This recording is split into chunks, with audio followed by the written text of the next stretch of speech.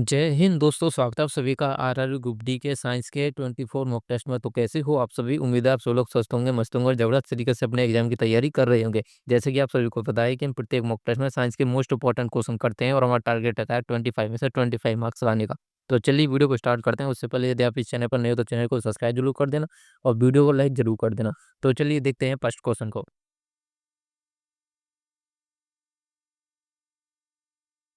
हमारा first question है और मोस्ट इंपॉर्टेंट क्वेश्चन, यदि किसी प्रतिबिंब का आवर्धन माइनस के 0.65 है, कितना है? माइनस के 0.65 है, तो प्रतिबिंब की प्रकृति क्या होगी? तो सबसे पहले मैं आपको बता दूं कि माइनस और प्लस किसको दर्शाता है। यदि आवर्धन माइनस में आता है तो यह क्या किस प्रतिबिंब को दर्शाता है? वास्तविक को दर्शाता है। वास्तविक और उल्टा, वास्तविक और उल्टा को दर्शाता है। वास्तविक और उल्टा माइनस दर्शाता है और प्लस किसको दर्शाता है? ये दर्शाता है आभासी, आभासी और सीधा। आभासी और सीधा को दर्शाता है। आपको इसे याद रखना है, आपसे कैसे भी एग्जाम में क्वेश्चन पूछा जा सकता है। और माइनस किसको दर्शाता है? वास्तविक और उल्टा। और प्लस किसको दर्शाता है? आभासी और सीधा को। और फिर देखते हैं 0.65। यदि ये वैल्यू एक से बड़ी होती है, यदि ये वैल्यू एक से बड़ी होती है तो प्रतिबिंब कैसा बनेगा? हमारा बड़ा बनेगा। एक से बड़ा होता है तो प्रतिबिंब बड़ा बनेगा।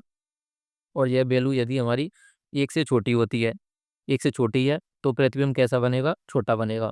आपको इसे याद रखना है, आपसे कैसे भी एग्जाम में क्वेश्चन पूछा जा सकता है। एक से छोटा है तो प्रतिबिंब छोटा बनेगा, एक से बड़ा है तो प्रतिबिंब बड़ा बनेगा। माइनस है तो प्रतिबिंब वास्तविक और उल्टा बनेगा, और यदि प्लस है तो प्रतिबिंब अपना आभासी और सीधा बनेगा। तो option number D right answer हो जाएगा इस क्वेश्चन का। आप देख सकते हो, माइनस है तो आभासी, माइनस है तो वास्तविक और उल्टा बनेगा, और जीरो से मतलब एक से छोटा है तो कैसा बनेगा? छोटा। तो option number D right answer हो जाएगा। नेक्स्ट क्वेश्चन को देखते हैं। उम्मीद है आपको ये क्वेश्चन समझ में आ गया होगा। ग्रुप डी 2022 में क्वेश्चन पूछा गया है और उम्मीद है ऐसा ही क्वेश्चन आपको एग्जाम में देखने के लिए मिल सकता है। सो नेक्स्ट क्वेश्चन को देखते हैं। यदि किसी दर्पण की वक्रता त्रिज्या 12 सेंटीमीटर है तो नई कार्तीय चिन्ह परिपाटी का पालन करते हुए मुख्य फोकस एक्स पर स्थित होगा। तो फोकस दूरी हमसे पूछी है। तो सबसे पहले इसमें यहाँ पर कहा गया है कि कार्तीय चिन्ह परिपाटी, कार्तीय चिन्ह परिपाटी किसको कहते हैं? मान लो ये अवतल दर्पण हो जाएगा, तो ये एक्स अक्ष के समान ये एक्स अक्ष हो जाएगी, ये वाई अक्ष। एक्स अक्ष का लेफ्ट सिरा किसको दर्शाता है? माइनस को। और एक्स अक्ष का राइट सिरा किसको दर्शाता है? प्लस प्लस को। और ये मान लो ये वाई अक्ष हो जाएगी, वाई अक्ष को ऊपर का हिस्सा किसको दर्शाता है? प्लस को। और नीचे का हिस्सा किसको दर्शाता है? माइनस को। तो यहाँ पर जो वैल्यू आएंगी वे माइनस होंगी, यहाँ पर आएंगी जो प्लस होंगी, और नीचे आएंगी जो माइनस, और ऊपर आएंगी जो प्लस होंगी। इसे कहते हैं कार्तीय चिन्ह परिपाटी। तो आप यहाँ पे देख सकते हो कि वक्रता त्रिज्या 12 सेंटीमीटर। तो वक्रता त्रिज्या अवतल दर्पण की कहाँ पे होती है? यहाँ पे होती है। मान लेते हैं हम कितनी दूरी है? 12 सेंटीमीटर। तो फोकस दूरी पूछिए तो एक माइनस की हो जाएगी 12, क्योंकि एक्स अक्ष का है, लेफ्ट साइड है, एक्स का लेफ्ट साइड कार्तीय चिन्ह परिपाटी के अनुसार माइनस में आता है। तो हमारी वक्रता त्रिज्या कितनी दी है? माइनस के 12 सेंटीमीटर। तो अब देख सकते हो क्या पूछा? फोकस दूरी। तो एक फॉर्मूला होता है आर बराबर 2 एफ। आर बराबर 2 एफ मतलब वक्रता त्रिज्या बराबर होती है 2 एफ, 2 गुणा फोकस दूरी। तो हमसे फोकस दूरी पूछिए तो वक्रता त्रिज्या 12 दी हुई है, 2 गुणा फोकस दूरी हमसे पूछी है। 2 से 12 को काट देंगे तो ये कितनी बार कट जाएगा? 6 बार। और क्या इसका राइट आंसर होगा? एफ बराबर -6 आएगा, क्योंकि आप यहाँ पे देख सकते हो ये अवतल दर्पण हो जाएगा, ये अवतल दर्पण हो जाएगा। वक्रता त्रिज्या जहाँ पे होती है, फोकस दूरी यहाँ पे होती है। ये दोनों एक्स अक्ष के लेफ्ट साइड में आएंगे, और एक्स का लेफ्ट साइड कार्तीय चिन्ह परिपाटी के अनुसार माइनस में आता है। तो माइनस के 6 राइट आंसर होगा, प्लस के 6 नहीं होगा। आपको माइनस प्लस की बहुत ध्यान देना है ऑप्टिक्स में, क्योंकि इसमें ऑप्टिक्स में माइनस प्लस का ही ज़्यादा घसड़ा चलता है। Option number A right answer हो जाएगा। जो माइनस प्लस को ही ज़्यादा इसमें क्वेश्चन पूछे जाते हैं, और ऑप्शन ऐसे ही दिए होते हैं, माइनस का 6, प्लस का 6, माइनस का 12, प्लस का 12। आप इनमें कंफ्यूज हो सकते हो, इसलिए माइनस प्लस को आपको ध्यान से पढ़ना है कि किधर माइनस आता है। कार्तीय चिन्ह परिपाटी को आपको एक बार पढ़ लेना है। मैंने वैसे तो आपको बता दिया कि इसके एक्स अक्ष का लेफ्ट साइड आता है वो माइनस में आता है, राइट साइड प्लस में आता है, और बाई अक्ष का ऊपर का हिस्सा आता है प्लस में, नीचे का हिस्सा किस में आता है? माइनस में। तो ये इसी कहते हैं कार्तीय चिन्ह परिपाटी। और आपको उत्तल दर्पण अवतल दर्पण के बारे में थोड़ा नॉलेज होना चाहिए, तब आप इसको आराम से कर दोगे। नेक्स्ट क्वेश्चन है, एक समतल दर्पण द्वारा बनाई गई छवि की विशेषता क्या होती है? एक समतल दर्पण में कैसा प्रतिबिंब बनता है? तो समतल दर्पण में आप सबसे पहले बता दूं, समतल दर्पण में प्रतिबिंब बनता है वो समान आकार का बनता है, सीधा बनता है। मतलब कि यदि वस्तु ऐसे खड़ी है तो ऐसे ही प्रतिबिंब बनेगा, और आकार में समान बनेगा। पार्श्व तौर पर उल्टा बनता है। पार्श्व तौर का उल्टा मतलब होता है आपका सीधा हाथ उसमें लेफ्ट दिखाई देगा और आपका लेफ्ट हाथ इसमें राइट हाथ दिखाई देगा, तो इसे कहते हैं पार्श्विक उल्टा। आपका सीधा हाथ उल्टा दिखाई देगा, उल्टा हाथ सीधा दिखाई देगा और आवासी बनता है। समान आकार का सीधा, पार्श्विक तौर पर उल्टा और आवासी, आपको इसे याद रखना है। समतल दर्पण से क्वेश्चन पूछा गया है एग्जाम में, 2018 में पूछा गया था, उम्मीद है अब की बार भी पूछा जा सकता है, तो आपको सब कुछ के लिए तैयार होना है। Option number A right answer हो जाएगा। नेक्स्ट क्वेश्चन को देखते हैं। नेक्स्ट क्वेश्चन है, इनमें से कौन सा प्रकाश के विकिरण का एक उदाहरण है। तो आपने देखा होगा कि 1 से लेकर 4 क्वेश्चन मैं आपको ऑप्टिक्स के क्वेश्चन लेकर आया हूँ, क्योंकि ऑप्टिक्स के क्वेश्चन भर भर के पूछे जाते हैं साइंस से रिलेटेड, और ऐसे ही क्वेश्चन पूछे जाएंगे आपको। तो नेक्स्ट क्वेश्चन को देखते हैं, इनमें से कौन सा प्रकाश के विकिरण का एक उदाहरण है। प्रकाश का विकिरण का कौन सा एक उदाहरण हो जाएगा। सबसे पहले बात करते हैं आकाश का रंग नीला। आकाश का रंग नीला किसके कारण दिखाई देता है, ये देता है प्रकाश के विकिरण के कारण। तो option number A he right answer हो जाएगा। आकाश का रंग नीला किसके कारण दिखाई देता है, प्रकाश के विकिरण के कारण। अब ऑप्शनों की बात करते हैं। तारों का टिमटिमाना, तारों का टिमटिमाना किसके कारण दिखाई देता है, ये देता है प्रकाश के अपवर्तन के कारण। आपको इसे याद रखना है, ये भी एग्जाम में क्वेश्चन खूब पूछा जाता है कि तारों का टिमटिमाना प्रकाश के अपवर्तन के कारण दिखाई देता है।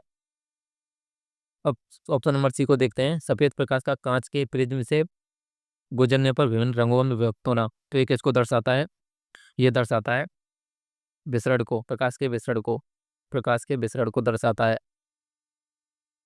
इंद्रधनुष को दर्शाता है। इंद्रधनुष में को 3-4 प्रकाश की घटनाएं उपस्थित होती हैं, जैसे विसरण, विसरण, अपवर्तन, अपवर्तन और परावर्तन, ये तीनों घटनाएं उपस्थित होती हैं इंद्रधनुष में।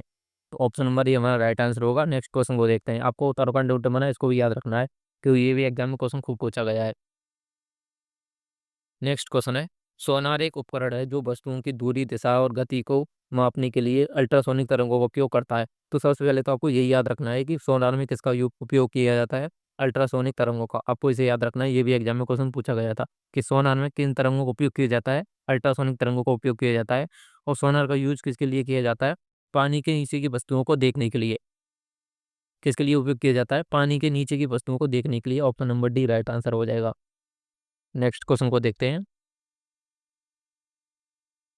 तो क्वेश्चन नंबर 6 है, एक प्रेरित ध्वनि के लिए स्रोत और परावर्तक के बीच की न्यूनतम दूरी लगभग कितनी होनी चाहिए। तो मान लो ये कोई स्रोत है, जैसे हम अपने यहाँ से कोई आवाज़ लगाते हैं और ये परावर्तक स्रोत हो जाएगा, जैसे पहाड़ पर, तो यहाँ से और इसकी पहाड़ और उस व्यक्ति के पहाड़ और उस व्यक्ति के मध्य की न्यूनतम दूरी कितनी होनी चाहिए, तो वो होनी चाहिए 17 मीटर। 17 न्यूनतम दूरी तो 17 मीटर होनी चाहिए, इससे कम हुई तो परावर्तन या ध्वनि का प्रतिध्वनि नहीं सुनाई देगी। Option number C right answer हो जाएगा। तो आपको इसे याद रखना है, क्वेश्चन डायरेक्ट पूछा जाता है एग्जाम में, ग्रुप डी 2018 में क्वेश्चन पूछा गया था। नेक्स्ट क्वेश्चन है, एक सोनार में मौजूद मुख्य उपकरण क्या है जिसका उपयोग पानी के नीचे की मौजूद दूरी, दिशा, गति का मापन करने के लिए उपयोग किया जाता है। तो सोनार में किसका उपयोग किया जाता है, मैंने भी आपके लिए पता था कि सोनार का उपयोग किसके लिए किया जाता है, पानी के नीचे की वस्तुओं को देखने के लिए किया जाता है। और किन तरंगों का उपयोग किया जाता है, इसमें अल्ट्रासोनिक तरंगों का उपयोग किया जाता है। ये 2-3 क्वेश्चन इससे बनते हैं। अब इसमें पूछा गया है कि इसमें मौजूद उपकरण कौन से होते हैं। अब पूछा गया है कि इसमें मौजूद उपकरण कौन कौन से होते हैं। तो इसमें कौन कौन से उपकरण मौजूद होते हैं, वो होते हैं ट्रांसमीटर और detector. Option number C right answer हो जाएगा। ट्रांसमीटर और डिटेक्टर इसमें मौजूद होते हैं। Option number C right answer हो जाएगा। नेक्स्ट क्वेश्चन को देखते हैं। क्वेश्चन नंबर 8 है, एक लड़के ने एक चट्टान के पास ताली बजाई और 3 सेकंड के बाद उसे प्रतिध्वनि सुनाई दिया। यदि ध्वनि की गति 340 मीटर प्रति सेकंड है, तो वह लड़का चट्टान से कितनी दूरी पर है। तो ये प्रतिध्वनि से क्वेश्चन बनता है। आप देखते हैं कि इसे क्वेश्चन को कैसे हल करते हैं। तो आपने एक फॉर्मूला पढ़ा होगा, स्पीड बराबर होती है डिस्टेंस अपॉन टाइम। क्या होता है, स्पीड बराबर होती है डिस्टेंस अपॉन टाइम, या चाल बराबर होती है दूरी बटे समय। तो हमने क्या निकालनी है, हमने दूरी निकालनी है। तो दूरी बराबर क्या हो जाएगी, दूरी बराबर हो जाएगी, दूरी बराबर हो जाएगी चाल इंटू समय। दूरी बराबर क्या हो जाएगी, चाल इंटू समय। अब समय के बारे में थोड़ा बात करते हैं कि इसमें दिया 3 सेकंड समय। 3 सेकंड कैसे लग रही है, जब मान लो उसने ताली बजाई, मान लो उसने यहाँ से ताली बजाई, तो 3 सेकंड में वह परावर्तक स्रोत तक पहुंची, यानी कोई पहाड़ होगा वहां से पहुंची, और वहां से वापस आई। 3 सेकंड में वो ध्वनि वापस आ गई। तो उसको पहुंचने में कितना समय लगा होगा, 1.5 सेकंड या 1/5 सेकंड या 3/2 सेकंड उसे पहुंचने में लगा होगा, और वापस आने में 3/2 सेकंड। तो दूरी तो हर बार समान ही ना, इसलिए 1.5 सेकंड उसको आने में लगा, 1.5 सेकंड उसको जाने में लगा ध्वनि को। तो अब इस सवाल को करते हैं, दूरी बराबर क्या होता है? दूरी बराबर होता है चाल इंटू समय। तो चाल कितनी है? 340 मीटर प्रति सेकंड, 340 मीटर प्रति सेकंड। और समय कितना लग रहा है? 3/2 सेकंड। क्योंकि हम सिर्फ उसी समय को लेंगे जहाँ से उसने ताली बजाई और वहां तक परावर्तित स्रोत तक पहुंची, इसी समय को लेंगे। अब 2 से इसको काटेंगे तो ये हो जाएगा 2 एकम 2, 2 7 14, 2 तिया 6। तो ये हो जाएगी 173 × 3। तो इसको 173 का 3 से गुणा करेंगे तो हो जाएगा 519। ऑप्शन नंबर भी राइट आंसर हो जाएगा। सो आप इस क्वेश्चन को समझ गए होंगे। आपको सिर्फ समय के रिलेटेड आपको इसमें एक काम करना है, क्योंकि समय हम उसको लेंगे जैसे उसने ताली बजाई 3 सेकंड में, वो चली भी गई और आ भी गई, तो हम उस समय को लेंगे जिसमें जितनी टाइम में वो सिर्फ गई गई है। तो उस कितनी टाइम में जाएगी? आधे, उसके आधे समय में। मतलब कि 3 सेकंड में गई है तो 3/2 सेकंड में पहुंचेगी, 3/2 सेकंड में आ जाएगी। तो 3 को कैसे विभाजित कर लेंगे? मतलब समय में आप ऐसे भी याद कर सकते हो कि समय में हम 2 का भाग दे देंगे। तो हमें वो समय लेना है, समय का आधा लेना है जो शायद समय दिया हुआ है। तो ये प्रतिध्वनि से रिलेटेड एक मोस्ट इंपॉर्टेंट क्वेश्चन बनता है। और प्रतिध्वनि से संबंधित कोई क्वेश्चन नहीं बनता है, 1-2 क्वेश्चन बनते हैं। मैंने आपको न्यू मान लो प्रतिध्वनि के, मैंने आपको पूरा चैप्टर करा दिया प्रतिध्वनि का। प्रतिध्वनि में 1-2 क्वेश्चन ही बनते हैं, जैसे ये क्वेश्चन बन गया चाल दूरी समय से एक क्वेश्चन बनता है। और एक और बनता है कि स्रोत और परावर्तक स्रोत के मध्य की न्यूनतम दूरी कितनी होनी चाहिए? 17 मीटर। ये 2-3 क्वेश्चन बनते हैं और इससे ज़्यादा क्वेश्चन नहीं बनते प्रतिध्वनि से। सो नेक्स्ट क्वेश्चन को देखते हैं। कई वर्षों के दौरान परमाणु मॉडल में सुधार किया गया। निम्नलिखित परमाणु मॉडल को उनके कालानुक्रम में व्यवस्थित कीजिए। तो सबसे पहले किसने परमाणु मॉडल दिया था? तो इसको थोड़ा ऊपर कर लेते हैं। तो सबसे पहले किसने परमाणु मॉडल दिया था? वो दिया था जे थॉमसन ने परमाणु मॉडल दिया था। इन्हें परमाणु मॉडल भी कहा जाता है। और उन्होंने कहा था कि परमाणु के अंदर इलेक्ट्रॉन ऐसे धसे होते हैं, जैसे तरबूज के अंदर बीज धसे होते हैं, ऐसे परमाणु के अंदर इलेक्ट्रॉन धसे होते हैं। फिर दिया था रदरफोर्ड ने परमाणु मॉडल। फिर रदरफोर्ड का परमाणु मॉडल आया था। फिर आया था सबसे एंड में नील्स बोर का परमाणु मॉडल। तो option number C right answer हो जाएगा। यहाँ पे आप देख सकते हो, सबसे पहले थॉमसन का परमाणु मॉडल, फिर रदरफोर्ड का परमाणु मॉडल, फिर नील्स बोर का परमाणु model. Option number C right answer होगा। पहले दूसरा, फिर वन, फिर तीसरा। Option number C right answer हो जाएगा। नेक्स्ट क्वेश्चन को देखते हैं। क्वेश्चन नंबर 10 है, मेटास्टैटिक अस्थि कैंसर के उपचार में किस रेडियो आइसोटोप का उपयोग किया जाता है? तो किस रेडियो आइसोटोप का उपयोग किया जाता है? आइसोटोप को कहते हैं समस्थानिक। किस समस्थानिक का उपयोग किया जाता है? तो वो किया जाता है मेटास्टैटिक अस्थि कैंसर में किया जाता है स्ट्रोंटियम 89 को। किसका उपयोग किया जाता है? स्ट्रोंटियम 89 का उपयोग किया जाता है। अब बात करें कोबाल्ट की, कोबाल्ट 60 का उपयोग भी कैंसर में किया जाता है। कोबाल्ट 60 का उपयोग रक्त कैंसर में किया जाता है। कोबाल्ट 60 का उपयोग किसमें किया जाता है? रक्त कैंसर में किया जाता है कोबाल्ट 60 का उपयोग। आपको इसे याद रखना है। ऑप्शन नंबर बी हमारा राइट आंसर हो जाएगा। नेक्स्ट क्वेश्चन को देखते हैं। क्वेश्चन नंबर 11 है, निम्नलिखित में से कौन सा एक रेडियो एक्टिव तत्व नहीं है? कौन सा रेडियो एक्टिव तत्व नहीं है? तो प्लूटोनियम एक रेडियो एक्टिव तत्व है। प्लूटोनियम आपने सुना होगा, प्लूटोनियम 239, ये एक रेडियो एक्टिव तत्व होता है। यूरेनियम एक रेडियो एक्टिव तत्व होता है और थोरियम एक रेडियो एक्टिव तत्व होता है। तो टाइटेनियम कोई रेडियो एक्टिव तत्व नहीं होता है। तो ऑप्शन नंबर भी राइट आंसर हो जाएगा। और आपको याद रखना है कि रेडियो एक्टिवता की वो, और आपको ध्यान रखना है कि रेडियो एक्टिवता की खोज किसने की थी? हेनरी बेकुलर के द्वारा। हेनरी बेकुलर के द्वारा रेडियो एक्टिवता की खोज की गई थी। और इसलिए रेडियो एक्टिवता रेडियो धर्मिता का मात्रक क्या होता है? बेकुलर रेडियो धर्मिता का मात्रक होता है। So option number B right answer हो जाएगा इस क्वेश्चन का। नेक्स्ट क्वेश्चन को देखते हैं। क्वेश्चन नंबर 12 है, डोल्टन का आंशिक दाब का नियम निम्नलिखित में से किस समीकरण पर लागू होता है? तो सबसे पहले तो आपको यही याद रखना है कि आंशिक दाब का नियम किसने दिया था? आंशिक दाब का नियम किसने दिया था? जॉन टॉन्टल ने। ये भी एग्जाम में क्वेश्चन पूछा गया है कि आंशिक दाब का नियम किसने दिया था? जॉन टॉन्टल के द्वारा आंशिक दाब का नियम दिया गया था।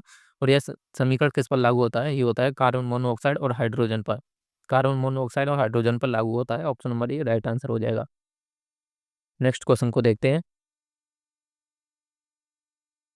क्वेश्चन नंबर 13 है, इनमें से कौन सा नियम यह बताता है कि गैस का आयतन गैस के दाब के व्युत्क्रमानुपाती होता है? तो सबसे पहले एक समीकरण बताया था मैंने आपको, पीवी बराबर एनआरटी। पीवी बराबर एनआरटी और एन और आर इसमें नियतांक होते हैं, तो हो जाएगा पीवी बराबर टी। तो सबसे पहले यदि हम ताप को नियत कर देते हैं, तो ताप को नियत कर देते तो पी किसके व्युत्क्रमानुपाती होता है? पी हो जाता है 1/v के व्युत्क्रमानुपाती। वी के व्युत्क्रमानुपाती होता है। यही क्वेश्चन पूछा गया कि कि आयतन दाब के व्युत्क्रमानुपाती होता है। तो आयतन दाब के व्युत्क्रमानुपाती हो जाता है तो किसके नियम में होता है? ये होता है बॉयल के नियम में। नियत ताप किसके नियम का उदाहरण है? वो हो जाए बॉयल के नियम का। अब बात करें गैल्यूसिक के नियम और चार्ल्स के नियम की। मैंने बताया था पीवी बराबर एनआरटी, पीवी बराबर डी। तो गैल्यूसिक का नियम कहता है कि आयतन नियत हो जाता है तो पी दाब होता है वो ताप के समानुपाती होता है। और चार्ल्स का नियम कहता है दाब अगर नियत हो जाता है तो आयतन होता है वो ताप के समानुपाती होता है। आपको इन तीनों को नियम को याद रखना है और ये तीनों नियम एग्जाम में खूब पूछे जाते हैं। और option number A right answer हो जाएगा इस क्वेश्चन का। नेक्स्ट क्वेश्चन को देखते हैं।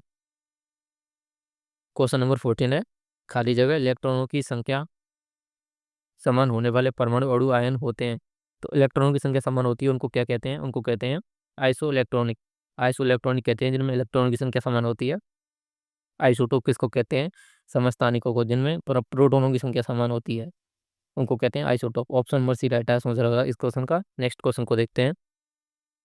एनटीपीसी 2016 में क्वेश्चन पूछा गया था। नेक्स्ट क्वेश्चन है, निम्नलिखित में से कौन सा पशु हार्मोन है? पशु हार्मोन मतलब ऐसा नहीं है कि पशु हार्मोन सिर्फ गाय भैंस इनमें पाया जाता है, ये हम में भी पाया जाता है, मनुष्य में भी पाया जाता है। तो सबसे पहले करते हैं साइटोकाइनिन की। साइटोकाइनिन क्या होता है? ये एक पादप हार्मोन है। ये पादप हार्मोन है। और साइटोकाइनिन किसका कार्य करता है? कोशिका विभाजन का, सेल डिवीजन का कार्य करता है, कोशिका विभाजन का कार्य करता है। जिब्रेलिन की बात करें तो ये भी एक पादप हार्मोन है। और जिब्रेलिन का कार्य क्या होता है? पादप की चौड़ाई में सहायक है, पादप के तने में वृद्धि करता है। अब बात करें ऑक्सिन हार्मोन की, तो पादप की लंबाई में सहायक होता है, यह भी पादप हार्मोन है, पादप की लंबाई में सहायक होता है ऑक्सिन हार्मोन। इंसुलिन की बात करें तो इंसुलिन एक जंतु हार्मोन है, या हम कह सकते हैं कि एक मनुष्य हार्मोन है, ये मनुष्य में पाया जाता है। तो option number D right answer हो जाएगा। आप पता होगी कि इंसुलिन हार्मोन को स्रावित कौन करती है? अग्नाशय ग्रंथि इंसुलिन हार्मोन को स्रावित करती है और ये क्या करता है? रक्त शर्करा के स्तर को नियंत्रित करता है। और इसकी कमी से एक रोग होता है और उसको क्या कहते हैं? मधुमेह रोग कहते हैं। क्या कहते हैं? मधुमेह रोग कहते हैं। Option number D right answer हो जाएगा इस क्वेश्चन का। नेक्स्ट क्वेश्चन को देखते हैं। क्वेश्चन नंबर 16 है, पुरुष मानव शरीर के किस अंग को एडम का एप्पल या एडम्स एप्पल कहा जाता है? तो किसको कहते हैं एडम्स एप्पल? तो वो कहते हैं कंठ या टेटुआ को, जिसमें आप देखोगे आपकी दाढ़ी के नीचे थोड़ा टेटुआ सा निकला हुआ होता है, उसको कहते हैं टेटुआ। और उसे कहते हैं एडम्स एप्पल। ये क्वेश्चन एग्जाम में पूछा गया था, तो 2021 में पूछा गया था एनटीपीसी में। Option number D right answer हो जाएगा। अब बात करते हैं फेफड़ों की, लंग्स की। तो आपको पता नहीं कि फेफड़ों की क्रियात्मक एवं संरचनात्मक इकाई किसको कहते हैं? आपको कमेंट करके बताना है इस क्वेश्चन का आंसर। मैंने आपको खूब पढ़ाया है ये क्वेश्चन। फेफड़ों की क्रियात्मक एवं संरचनात्मक इकाई क्या किसको कहते हैं? आपको इसका आंसर कमेंट करके जरूर बताना है। नेक्स्ट क्वेश्चन को देखते हैं। युवावस्था के समय लड़कों में दिखाई देने वाली उपस्थिति में बदलाव लाता है। तो लड़कों की उपस्थिति में बदलाव कौन लाता है? वो लाता है टेस्टोस्टेरोन हार्मोन। और यह कहाँ पाया जाता है? यह पाया जाता है ब्रेस्ट में। क्वेश्चन में पूछा जाता है कि टेस्टोस्टेरोन हार्मोन कहाँ पाया जाता है? ब्रेस्ट में पाया जाता है। और लड़कों की उपस्थिति में बदलाव कैसे लाता है? जैसे दाढ़ी का आना, दाढ़ी आ जाती है, मांसपेशियां मजबूत हो जाती हैं, और चेहरे में थोड़ा बदलाव आ जाता है। तो इन्हें कहते हैं टेस्टोस्टेरोन हार्मोन के कारण होती है ये लड़कों की उपस्थिति में बदलाव। अब बात करें एड्रेनलिन हार्मोन की। एड्रेनलिन हार्मोन की बात करें तो एड्रेनलिन हार्मोन को आपातकालीन हार्मोन कहा जाता है। आपातकालीन हार्मोन फाइट और फ्लाइट हार्मोन कहा जाता है एड्रेनलिन हार्मोन को। एस्ट्रोजन की बात करें, जैसा हार्मोन टेस्टोस्टेरोन लड़कों में बदलाव लाता है, ऐसे ही लड़कियों में बदलाव कौन लाता है? Estrogen hormone. जैसे मैं बता नहीं रहा, जैसे आप देख सकते हो कि जैसे टेस्टोस्टेरोन हार्मोन लड़कों में बदलाव लाता है, वैसे ही लड़कियों में बदलाव कौन लाता है? एस्ट्रोजन। तो ये प्रोलैक्टिन हार्मोन और एस्ट्रोजन हार्मोन ये मादा के अंदर होते हैं, लड़कियों के अंदर उपस्थित होते हैं। तो अब नेक्स्ट क्वेश्चन को देखते हैं। Option number D right answer हो जाएगा। सो नेक्स्ट क्वेश्चन है, जब प्रकाश किसी चमकीली सतह पर आपतित होता है, खाली जगह परावर्तन की घटना घटित होती है। जो मान लो ये कोई चमकीली सतह है, जब प्रकाश की घटना इस पर आपतित होगी, प्रकाश इस पर आपतित होगा, तो वह एक नियत या नियमित परावर्तन की घटना पर घटित होता है। मान लो ये कोई चमकीली सतह हो गई, तो प्रकाश की किरण तो वो एक नियत दिशा में ही जाएगी, मतलब एक किरण आई, दूसरी किरण भी फिर इधर जाएगी, तीसरी किरण भी इधर, एक नियमित घटना के पालन करेगी। तो option number C right answer हो जाएगा। नेक्स्ट क्वेश्चन को देखते हैं। नेक्स्ट क्वेश्चन है, निम्नलिखित में से किसे प्रकाश के विकिरण की परिघटना का उपयोग करके नहीं समझाया जा सकता? तो किसका उपयोग प्रकाश की विकिरण की घटना का उपयोग करके नहीं समझाया जा सकता? तो सबसे पहले बात करें सूर्योदय के समय सूर्य का लाल होना यह प्रकाश के विकिरण की घटना को दर्शाता है। सूर्योदय के समय सूर्य का लाल होना प्रकाश के विकिरण की घटना को दर्शाता है। खतरे के संकेतों के लिए लाल रंग का उपयोग होना, तो ये भी प्रकाश के विकिरण की घटना को दर्शाता है। अब बात करें तारों का टिमटिमाना, मैंने अभी आपके लिए बताया था, ये प्रकाश के अपवर्तन की घटना को दर्शाता है। और आसमान का रंग नीला होना यह प्रकाश के विकिरण की घटना को दर्शाता है। तो मैं इसका एक शॉर्टकट बता दूंगा आपको प्रकाश के विकिरण का, जिसमें भी आपको रंग का महसूस हो, जैसे सूर्य का लाल होना, खतरों के सिग्नलों का लाल होना और आकाश का रंग नीला होना। ये रंग की बात आ जाए वहाँ पे प्रकाश के विकिरण की घटना उपस्थित होती है। क्या? जहाँ पर रंग की बात आ जाए वहाँ प्रकाश के विकिरण की घटना उपस्थित होती है। तारों का टिमटिमाना प्रकाश के अपवर्तन की घटना को दर्शाता है। यही राइट आंसर हो जाएगा, ऑप्शन नंबर सी। तो नेक्स्ट क्वेश्चन को देखते हैं। उम्मीद है आप इस शॉर्टकट को समझ गए होंगे।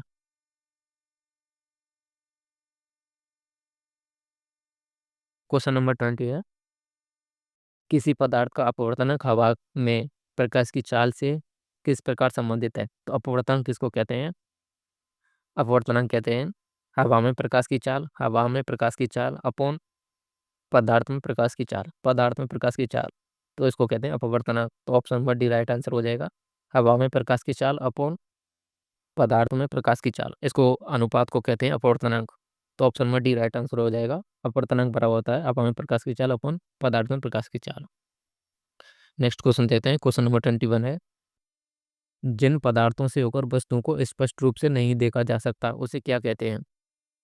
तो आपने देखा होगा कि सबसे पहले बात करते हैं पारभासी की। मान लो ये कोई वस्तु है और ये इसके हम आर पार नहीं देख पाए, थोड़ा धुंधला सा देख पा रहे हैं, तो उसे कहते हैं पारभासी। जब सीधा सीधा नहीं देख पाए, मतलब स्पष्ट नहीं देख पाए, तो उसे कहते हैं पारभासी। पारदर्शी किसको कहते हैं? जिससे हम, जैसे कांच होता है, हम आर पार आराम से देख सकते हैं, हमें कोई दिक्कत नहीं होती है देखने में, उसे कहते हैं पारदर्शी। अपारदर्शी की बात करें, मान लो ये कोई सतह लगा दी हमने, आगे दीवार लगा दी, तो हम इसके आर पार नहीं देख सकते, उसे कहते हैं अपारदर्शी। तो यहाँ पर क्वेश्चन पूछा कि स्पष्ट रूप से नहीं देख सकते, तो स्पष्ट रूप से किस में नहीं देख सकते? पारभासी में। Option number A right answer हो जाएगा। पारभासी में हम स्पष्ट रूप से नहीं देख सकते, पारदर्शी में हम स्पष्ट रूप से देख सकते हैं, और पारदर्शी में हम देख ही नहीं सकते। सो नेक्स्ट क्वेश्चन को देखते हैं। Option number A right answer हो जाएगा इस क्वेश्चन का। क्वेश्चन नंबर 22 है, निम्नलिखित में से कौन सा एक रेडियो एक्टिव तत्व नहीं है? तो ये शायद क्वेश्चन दोबारा आ गया है। हाँ, क्वेश्चन ये दोबारा आ गया है। तो रेडियो एक्टिव तत्व कौन सा नहीं है? टाइटेनियम रेडियो एक्टिव तत्व नहीं है। प्लूटोनियम, यूरेनियम और थोरियम, ये दोनों तीनों रेडियो एक्टिव तत्व हो जाएंगे। ये शायद क्वेश्चन, सॉरी, इस क्वेश्चन के लिए क्वेश्चन शायद दोबारा टाइप हो गया है। क्वेश्चन नंबर 22 है, परमाणु हथियार में उपयोग किए जाने वाले सबसे सामान्य समस्थानिक है। तो परमाणु हथियार में उपयोग किए जाने वाले सबसे अधिक समस्थानिक कौन से होते हैं? तो परमाणु हथियार में उपस्थित होते हैं यूरेनियम और प्लूटोनियम। यूरेनियम 235, आप क्वेश्चन याद रखना, यूरेनियम 235 और प्लूटोनियम 239। यूरेनियम 235 और यूरेनियम और प्लूटोनियम 239, ये दोनों उपयोग होते हैं। Option number A right answer हो जाएगा परमाणु हथियार में। आपको इन्हें याद रखना है। Option number A right answer होगा। वे क्यों उपयोग, यही उपयोग क्यों होते हैं? तो मैंने अभी आपके लिए बताया था थोड़ी देर पहले कि ये तत्व रेडियो एक्टिव तत्व होते हैं, और परमाणु हथियार में रेडियो एक्टिव तत्वों की आवश्यकता होती है। तो option number A right answer हो जाएगा, यूरेनियम 235 और प्लूटोनियम 239। नेक्स्ट क्वेश्चन को देखते हैं। कार्बनिक कार्बन यौगिक का गलनांक आयनिक यौगिकों की तुलना में कम क्यों होता है? क्योंकि इनके अणुओं के बीच आकर्षण बल बहुत कम होता है। क्योंकि अणुओं के बीच क्षीण आकर्षण बल के कारण, क्षीण का मतलब होता है कम आकर्षण बल के कारण। Option number B right answer हो जाएगा। नेक्स्ट क्वेश्चन को देखते हैं। तो क्वेश्चन नंबर 24 है, कौन से तत्व सिलिकॉन के साथ संयोजकता प्रदर्शित करते हैं? तो सिलिकॉन क्या है? एक अधातु है। सिलिकॉन, जर्मेनियम, तो कार्बन, ये सभी हो जाएंगे अधातुएं हो जाएंगी। तो सिलिकॉन की समान संयोजकता कौन प्रदर्शित करेगा? इनके वर्ग का प्रदर्शित करेगा। और वर्ग में कौन कौन आते हैं? जर्मेनियम, कार्बन, ये सभी सिलिकॉन वर्ग में ही आते हैं। तो option number B right answer हो जाएगा। और ये तीनों की तीनों अधातुएं हैं। सिलिकॉन, जर्मेनियम को आपको विशेष रूप से याद रखना है। क्वेश्चन नंबर 25 है और मोस्ट इंपॉर्टेंट क्वेश्चन है आज का। प्रोपेन अणु के 3 कार्बन परमाणुओं द्वारा सभी हाइड्रोजन परमाणुओं के साथ कुल कितने इलेक्ट्रॉनिक की साझेदारी की जाती है? तो सबसे पहले बात करते हैं प्रोपेन की। तो प्रोपेन का फॉर्मूला क्या होता है? C3H8। C3H8 इसका फॉर्मूला होता है। इसमें 3 कार्बन परमाणुओं द्वारा सभी हाइड्रोजन परमाणुओं के साथ कुल कितने इलेक्ट्रॉन साझा किए जाते हैं? तो इसको हम पहले एक फॉर्मूला बना लेते हैं इसका। C C C। तो यहाँ पे एक हाइड्रोजन, यहाँ पे एक हाइड्रोजन, यहाँ पे एक हाइड्रोजन, यहाँ पे एक हाइड्रोजन, यहाँ पे एक हाइड्रोजन, यहाँ पे हाइड्रोजन, यहाँ पे हाइड्रोजन, यहाँ पे हाइड्रोजन। ये हो जाएगी इसकी संरचना प्रोपीन की। तो कितने हाइड्रोजन के साथ बंध बनाए इसने? 1 2 3 4 5 6 7 8। कितने बंध बनाए? 8 बनाए। Option number A right answer हो जाएगा। तो ये थे आज का मोस्ट इंपॉर्टेंट क्वेश्चन। ये क्वेश्चन आपको कैसा लगा कमेंट करके जरूर बताना। यदि वीडियो अच्छी लगी हो तो वीडियो को लाइक जरूर कर देना, चैनल को सब्सक्राइब जरूर कर देना, क्योंकि आपका एक छोटा सब्सक्राइब बहुत मोटिवेट करता है नेक्स्ट वीडियो बनाने के लिए। तो मिलता है आपसे नेक्स्ट वीडियो में। कमेंट करके ज़रूर बताना और अपनी कमेंट बॉक्स का आंसर, तो मैंने आपको क्वेश्चन दिया था उसका आंसर कमेंट बॉक्स में ज़रूर टाइप करना। मिलते हैं नेक्स्ट वीडियो में।